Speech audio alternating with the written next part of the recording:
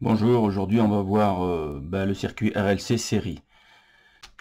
Donc je vais vous faire un petit rappel sur les trois dipôles passifs qui existent. Donc le premier dipôle passif vous connaissez depuis la seconde, c'est la résistance, R ici. L, si je regarde bien sa résistance, l'unité de la résistance c'est le ohm. Donc là je mets un triple égal pour donner l'unité, ça c'est des ohms. Ensuite on a vu vidéo 8 qu'il existait l'inductance, donc l'inductance c'est L, et L ça se mesure en Henry, d'accord. Ensuite on a vu le condensateur, donc le condensateur on verra la technologie du condensateur un peu plus tard, donc ça se note C, et C ça se mesure en farad. Voilà. Donc on avait vu fiche 8, excusez-moi, fiche 8, le différents symboles qu'on vient de voir, et que qu'en courant continu, direct courant, le seul qui réagissait, le seul qu'on voyait, c'était la résistance. Donc pour pouvoir déceler la présence des deux autres, donc l'inductance et le condensateur, il fallait se mettre en alternatif. Il faut que le courant varie. Donc nous, notre courant qui varie, il sera sinusoïdal. Attention, il existe plein d'autres courants qui varient en dents de scie, en créneau, enfin voilà, une palanquée de courants qui peuvent varier. Mais nous, dans notre étude, ça sera du courant sinusoïdal. Comme vu ici dans la fiche numéro 8. Donc, si on a du courant sinusoïdal, à ce moment-là, les deux autres, ils réagissent. C'est pour ça qu'on appelle ça une réactance. Donc, XL, l'inductance, c'est L fois oméga. Attention, oméga, c'est 2πf, parce que le courant a une fréquence. D'accord? Le courant sinusoïdal a une fréquence. Et XC, c'est 1 sur C oméga. Donc, ces deux petits trucs, c'est à savoir par cœur. D'accord?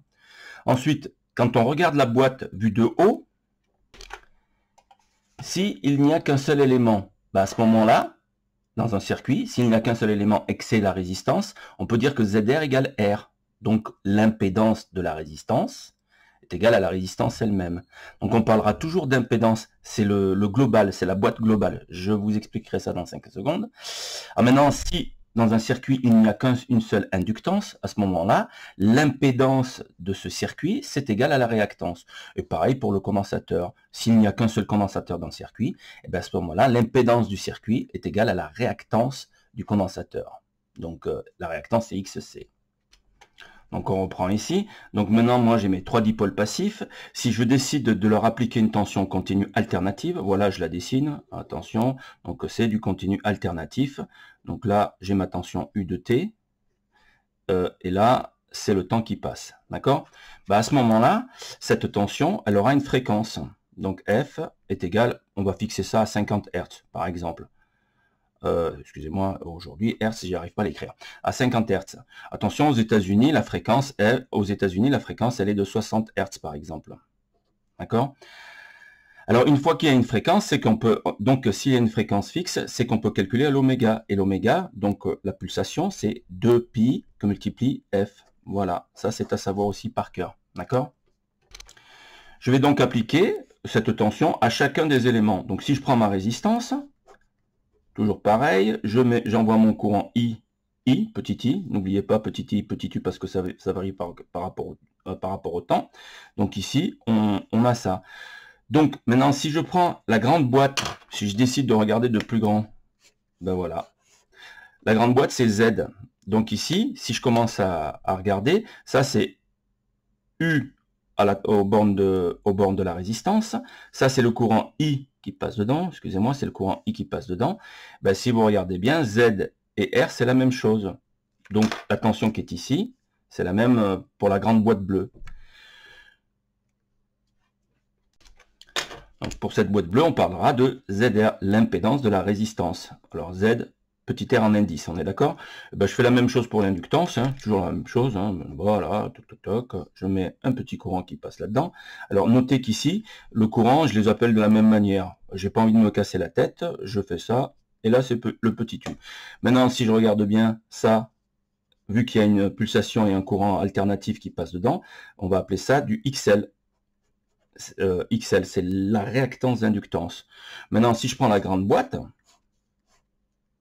pareil, la grande boîte en bleu, c'est mon impédance. Donc je vais l'appeler ZL. Est-ce que vous voyez que vu qu'il n'y a que dans cette grande boîte bleue, il n'y a qu'une inductance, qu'on peut appeler elle aussi, ici aussi, et bien cette impédance-là, elle est égale à la réactance de l'inductance. Et bien c'est la même chose pour le courant, excusez-moi, pour le condensateur. Donc voilà, je vous l'ai dessiné vite fait. Donc on a la même chose, on a le courant qui passe dedans. On a XC, la réactance du condensateur, c'est pour dire que c'est le condensateur. Si je prends la grande boîte, je m'aperçois que dans cette grande boîte, il n'y a qu'un seul élément, c'est-à-dire le condensateur. Et cette fois-ci, je peux dire que l'impédance du condensateur est égale à sa réactance. Maintenant, la petite subtilité, c'est quand on va marier les trois éléments. Alors, le premier mariage, on peut faire le différents mariages. Hein. Alors, soit en série, soit en parallèle. Et aujourd'hui, l'objet de ce cours, c'est du série. Et ben moi, je peux mettre, par exemple, en série le condensateur et une inductance. Je peux mettre en série qu'on appelle ça une résistance et un condensateur. Je peux mettre en série, qu'est-ce que j'ai pas fait, la résistance et le condensateur. Alors que vous mettiez devant ou après, ça reviendra au même. Hein. Juste pour cet exemple-là, celui-là, si je fais ça, et si la résistance c'est la même et le condensateur c'est le même, ces deux circuits-là sont strictement identiques. Il n'y a pas d'ordre, d'accord? Donc nous, notre objet, là j'ai vu que deux éléments en série. L'objet de ce cours, ça va être de le faire de mettre les trois éléments passifs en série. Donc la résistance, l'inductance et le condensateur. Vous pouvez l'avoir dans cet ordre-là, vous pouvez l'avoir dans cet ordre-là, ce qui revient strictement au même. Alors je ne vais pas tous les faire, hein, mais ce circuit-là, c'est le même que celui-là. C'est le même que celui-là, si la valeur de chacun des composants est le même. Donc il n'y a pas d'ordre. Donc là, on a choisi dans le cours RLC, ça aurait pu être RCL ou CRL, on s'en tape, c'est la même chose. Alors RLC, ça veut dire quoi? Que je vais mettre ma résistance en premier, mon inductance en second et mon condensateur en dernier. Maintenant, si je prends au global, donc ici, ça c'est ma résistance, ça c'est mon inductance que je vais appeler L, et ça c'est mon condensateur que je vais appeler C. Maintenant, si je veux l'impédance de tout ce circuit, eh ben, la grande boîte bleue, ça va être ça. Donc ça, c'est Z. Mais c'est le Z de quoi? De R plus le XL, j'ai bien dit le XL de l'inductance, plus le XL du condensateur. Alors pourquoi on additionne les XL? Parce que L, c'est en Henry, C est en farad et R est en ohm. Mais le XL de la bobine, lui, il est en ohm. D'accord? Et il faut savoir que XL est égal à L que multiplie oméga. C'est ce que je vous ai dit à savoir par cœur. Et bien le XC du condensateur, c'est égal à 1 divisé par C fois oméga. Et XC, son unité, c'est l'ohm aussi. D'accord? Donc si vous voulez faire des calculs là-dessus, il va falloir transformer le L en XL et le C en XC, avec les différentes formules qui sont ici. Donc voilà, à ce moment-là, ça sera homogène. On pourra faire ce qu'on veut. Alors pour rappel, si on prend les trois dipôles indépendamment et qu'on leur applique une tension alternative, il faut se rappeler qu'il va y avoir un déphasage entre le courant et la tension aux bornes de chaque dipôle. Alors la résistance, elle ne crée pas de déphasage. Le phi de IR vers UR, alors on mesure le déphasage toujours du courant qui passe dans le récepteur, du courant vers la tension. Donc voilà. Et bien ce phi, le phi, il vaut 0. 0 degré, 0 radian, 0 ce que vous voulez. Donc 0. Ensuite, ici, pour l'inductance, phi, pareil, toujours du courant dans l'inductance vers la tension de l'inductance, il est égal à plus pi sur 2. Ce qui est égal à plus 90 degrés. D'accord? Plus pi sur 2, plus 90 degrés, ça va dépendre de l'unité qu'on va choisir, soit les radians, soit les degrés. Et pour le condensateur, eh bien, phi du condensateur, il c'est vers le UC, excusez-moi, et bien lui, c'est moins pi sur 2, ce qui est égal à moins 90 degrés. Donc là, je vous ai tracé les diagrammes de chacun les diagrammes. On appelle ça le diagramme de Fresnel. Donc ici, le diagramme de Fresnel de la résistance, ben, comme l'angle il vaut 0, ben, la tension elle est en phase avec le courant. J'ai mis le courant en rouge ici. En phase, ça veut dire ben, qu'ils sont l'un sur l'autre, hein, ils sont dans le même sens. Hein. Ensuite ici, ben, pour le condensateur, comme on avait plus 90 degrés, et attention, on tourne dans le sens des aiguilles d'une montre, toujours dans le sens inverse des aiguilles d'une montre. Donc là, par exemple, j'ai mon cercle. En physique, le sens positif, c'est celui-là, hein, d'accord? Donc, je mesure toujours mon courant de IL vers UL, enfin du courant vers la tension. Donc, mon courant, il est là. Je l'ai pris comme origine des phases. Si je tourne comme ça, j'ai bien 90 degrés. Donc, notez que la tension, cette fois-ci, UL, elle est vers le haut, positive vers le haut, d'accord? Et bien, pour le condensateur, ben, ça sera l'inverse. On a toujours notre courant ici, d'accord? Et cette fois-ci, j'ai le déphasage, il est de moins 90 degrés. C'est le propre d'un condensateur. Il crée un déphasage de moins 90 degrés entre le courant et la tension qui lui sont appliquées. Donc là, cette fois-ci, la tension UC, elle est vers le bas. Donc vers le bas. Donc si vous suivez la flèche du 1, ça là, c'est vers le bas. Celui-là, c'est vers le haut. Et celui-là, ben, c'est la même chose. Il est en phase. Maintenant, ce qui nous intéresse, c'est de regarder notre UR, notre UL et notre UC. Alors, dans un circuit RLC série, donc je vous reprends cette fiche, donc RLC série, qu'est-ce qu'il y a de commun là-dedans? Eh bien, la tension, il y aura une tension aux bornes aux bornes de la résistance qu'on va appeler UR. Donc là, je mets les tensions efficaces.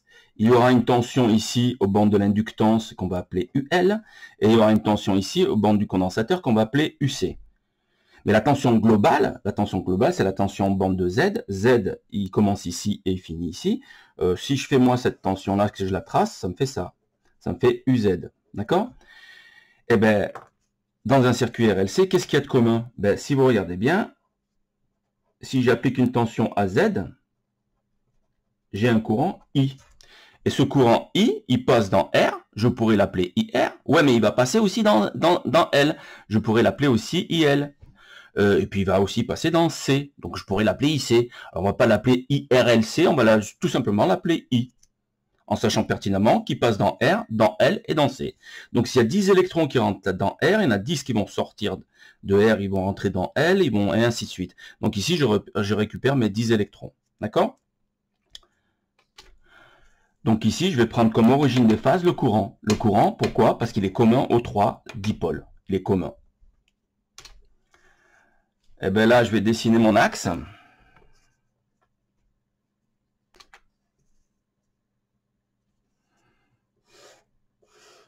Voilà, on va dire qu'ici, je vais prendre comme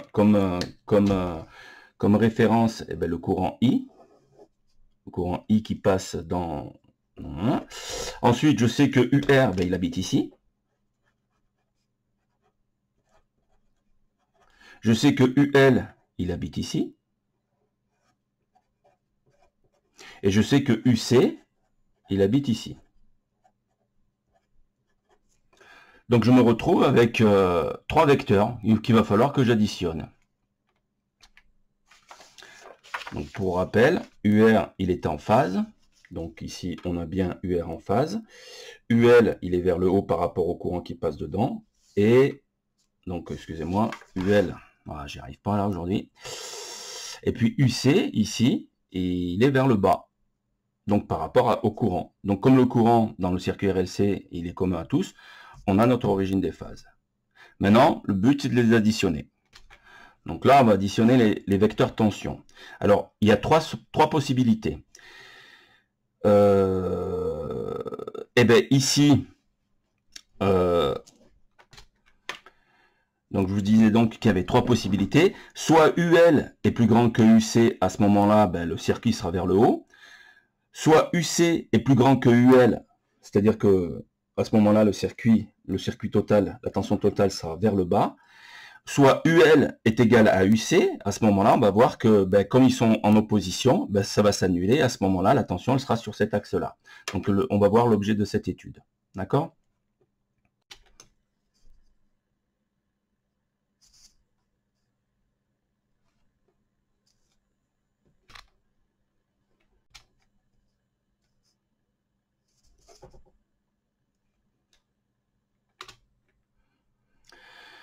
Donc là, vous avez les trois cas. Donc le cas, alors, j'ai considéré que UR, c'était le même partout. D'accord? Il a la même distance. Donc voilà, j'ai oublié de marquer UR ici. Donc je considère que ce vecteur-là, ça sera le même. On va dire qu'on va garder le même. Maintenant, ici, on a le cas où UL est plus grand que UC. Ici, on a le cas où UL est plus petit que UC. Et là, on a le cas où UL, la longueur de ce vecteur de là à là, c'est le même que celui-là. Donc, on a UL égale à UC. Maintenant, il faut faire les additions. Maintenant, pour les additionner, c'est ce qu'on a vu. On fait du tête à queue. Donc, je peux prendre ce vecteur-là, l'amener ici. Ça va me faire mon UC ici. D'accord? Alors, le truc, c'est que il faut que ça soit du tête à queue. Donc, le résultat, le vecteur final, le voilà. Voilà. Et puis là, c'est que, c'est pas bon, origine. Donc, il faut faire notre addition. Donc, je vais déplacer ce vecteur-là jusqu'ici. Donc, celui-là, je vais le déplacer ici. Voilà. Maintenant, ce vecteur-là, c'est le résultat de quoi? C'est le résultat de UL moins UC. D'accord? Donc ici, ça c'est mon UR. Et conclusion, mon global, il est là. Donc ici, j'ai mon UZ. D'accord? Alors pourquoi UZ? Parce que j'avais les trois éléments. Donc mon UR, mon UL et mon UC. D'accord? Et bien là maintenant, si je lis le déphasage, n'oubliez pas que ici, on a comme référence le courant I, qui est commun aux trois éléments. D'accord? Le courant I passe dans les trois éléments. Et bien notre déphasage ici sera positif. D'accord? Phi, il est positif, puisque je lis de I vers U. Alors, de combien? J'en sais rien, mais en tout cas, moins de 90 degrés, puisque le résultat, il est là. Et ben, je fais la même chose ici, hein. Donc, je vous donne le résultat en direct, hein. Donc, ici, on voyait bien que celui-là, il est plus petit que celui-là. Donc, le résultat final, je le mets dessous, ça va me donner mon UR ici. D'accord? Je descends ici. Bon, alors, c'est peut-être pas... Alors, lui, je le mets là, ça fait ça. D'accord? Si je prends celui-là et que je l'amène ici, ça me fait tac, tac, à peu près par là. Voilà. Le point qui est ici, c'est le résultat de quoi? De UL moins UC. Mais comme UC l'a emporté, est-ce que vous voyez que le moins va l'emporter? Donc il sera négatif. Donc voilà mon vecteur résultant qui est ici. Et ce vecteur résultant, je vais le déplacer là. Voilà. Et ça va me faire ça. Donc je l'avais déjà préparé ici. Et n'oubliez pas qu'ici, on a le courant I. Conclusion, je lis toujours de I vers U. Et là, cette fois-ci, mon déphasage, il est négatif. D'accord? Et bien ici, pour le dernier, qu'est-ce qu'on a? Eh bien, on a UR égale à UC. Donc tout ça, ça va s'annuler. Conclusion ici, si je prends ça et que je l'amène ici, mon résultat, il sera là, puisqu'ils sont identiques. Donc mon résultat, il sera là. Donc qu'est-ce qui me reste? Il me reste que UR. Donc ici, on aura UR, et là, bien évidemment, toujours le courant en déphasage. Donc dans ce cas-là, on avait un circuit qui était inductif. Dans ce cas-là, c'est le circuit capacitif parce que c'est la capacité qui l'emporte. Et dans ce cas-là, on appelle ça le circuit résonant. Voilà. Donc on revient sur le cours là. Donc ici, il va falloir faire le schéma électrique. Là, on va positionner nos impédances, d'accord? Et puis là, on va expliciter avec les valeurs XC, XL les différentes impédances. Donc ici, on va utiliser le théorème de Pythagore. Donc en avant, ici on demande le schéma électrique avec les tensions et le courant. Donc le schéma électrique, RLC, on va mettre dans l'ordre où c'est donné. Donc je vais mettre mon R, je vais mettre mon L, mon inductance, et je vais mettre mon condensateur. Donc ici, je sais que ça c'est UR, ça c'est UL. Attention, alors je mets pas de vecteur parce que je prends les valeurs efficaces, d'accord? Et là c'est mon UC. D'accord? Et bien évidemment, au global, la tension globale de tout ça, eh bien, on va appeler ça UZ. D'accord? C'est la tension globale de l'impédance totale. Alors, bien évidemment, il faut tracer le courant. Le courant, je peux le mettre de ce côté, ici, ici ou ici, on s'en fout, mais il faut que ce soit la convention récepteur. Donc, je vais le mettre ici. Hein. Donc, la tension totale est dans ce sens-là. Donc, mon courant ici, il va circuler dans ce sens-là. Voilà. Donc maintenant, pour positionner les impédances, on le sait. Ici, qui c'est qui habite là? Ben, c'est R. Qui c'est qui habite de là à là? C'est XL. Et qui c'est qui habite de là à là? C'est XC. Alors, on vient mettre XL, XC. Alors, R est en ohm, XL est en ohm, et XC est en ohm. Maintenant, si je fais l'addition de tout ça, je prends ce vecteur-là, je l'amène ici. Donc, vite fait, hein, je viens de le mesurer, il fait à peu près 2 cm. Donc je me reprends ici, je me mets moi ici à 2 cm, pile poil, et je mets mon vecteur ici, UC. XC, excusez-moi. Ouh là là. XC. Parce que là, on travaille dans les étages des impédances. On verra qu'on pourra travailler dans plusieurs étages. Étage des impédances, étage des tensions, étage des puissances et étage des énergies. Donc on y reviendra à ça. Donc ici, j'ai mon XC. Donc le vecteur final, eh bien, il est là. Donc là, j'ai mon UZ. Pas mon UZ, mon Z. Décidément. Et là, j'ai mon Z. Bien évidemment, il s'en dégage l'angle phi ici. Et voilà. Et ici, on a un joli, joli petit angle droit. Conclusion, on va pouvoir utiliser le théorème de Pythagore et le fameux SOHCAHTOA. On verra ça plus tard. Donc, théorème de Pythagore, eh bien, ici, R carré plus ça, là. Ça, c'est quoi, ce résultat-là, là? Ce n'est rien d'autre. Je vais l'appeler X. C'est rien d'autre. X, il est égal à quoi? Eh bien, il est égal à XL moins XC. Parce que XC va vers le bas. D'accord? Le sens des flèches est important. Donc, XL est égal à X est égal à XL moins XC. Et bien maintenant, on va faire ça. Ben, pour faire ça, il suffit d'utiliser le théorème de Pythagore. Je peux dire que Z carré, il est égal à quoi? À R carré, plus ce côté-là. On est d'accord? Ce côté-là, c'est X. X au carré. Maintenant, si j'explicite X, je vais mettre R carré, plus XL, moins XC, le tout au carré. Parce que XL moins XC, c'est bien égal à X. Donc ici, ce X-là, c'est bien ça moins ça. Moi, ce que je veux, c'est Z. Ben, il faut que je fasse la racine carrée de Z carré. Donc Z, il est égal à quoi? À la racine carrée de Z au carré. Alors, on ne met pas le petit 2 ici parce que c'est une racine carrée. Donc, c'est égal à la racine carrée de R carré plus X carré. D'accord? Et là, c'est égal à quoi? Eh ben, la racine carrée de R carré plus XL moins XC carré. Attention, faut bien faire ça. Voilà, c'est terminé pour ce calcul en fonction uniquement des impédances, donc la résistance et les réactances. D'accord? Donc tout ça, c'est homogène à des ohms. Z est en ohm, R est en ohm, XL est en ohm et XC est en ohm. Maintenant, on veut mettre en évidence le C, le L et l'oméga. Eh bien, il suffit de se rappeler que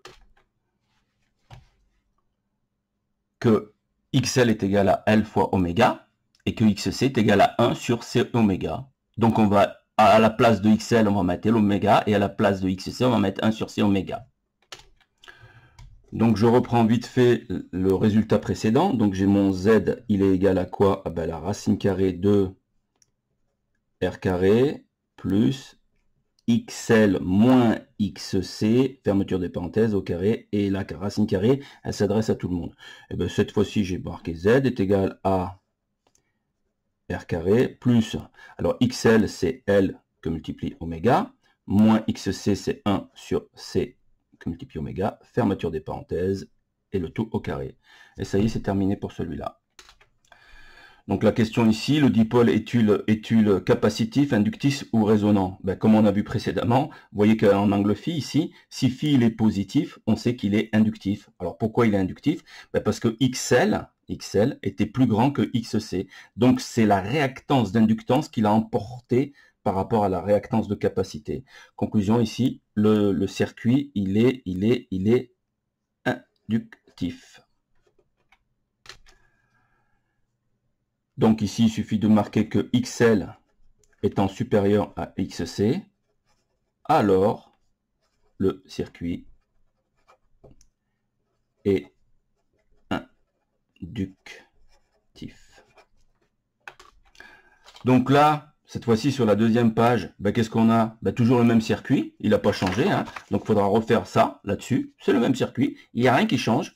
Ici, ben, l'emplacement de chacun des impédances, c'est la même. Donc ici, on a R, là, on a notre XC, là, notre XL. Alors, petite subtilité, est-ce que vous voyez que cette fois-ci, XL, il est plus petit que XC? Conclusion, le résultat, il va être vers le bas. Donc, je vais vous laisser faire le cours tout seul, là. Enfin, vous remplirez tout seul. Pour calculer Z, eh ben, c'est exactement la même chose. On n'a rien changé. Donc, on va utiliser le théorème de Pythagore.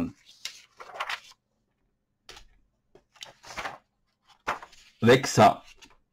Donc ici, on a toujours notre R, je vous l'ai dessiné vite fait. Là, vers le bas, c'est toujours XL moins XC, sauf que XC l'a emporté. Conclusion, c'est négatif, ça va vers le bas. Donc ça, c'est toujours égal à X. Et cette fois-ci, le courant, excusez-moi, le déphasage, le lit toujours de I vers U. N'oubliez pas qu'ici, I, il est commun à la résistance, au condensateur et à l'inductance. Donc voilà mon nouveau Z. Donc le Z, il pointe vers le bas cette fois-ci. D'accord? Et bien, s'il pointe vers le bas, c'est XC qui l'a emporté. Le circuit sera, bien évidemment, à votre avis, je vous laisse faire. Et pour les calculs intermédiaires, c'est pas compliqué. Ça, c'est la même chose que ça. Et ça, c'est la même chose que ça. Il n'y a rien qui change. C'est toujours la même chose. Sauf que là, ben, comme lui va l'emporter, ben, ça nous fera un circuit. J'allais dire la réponse.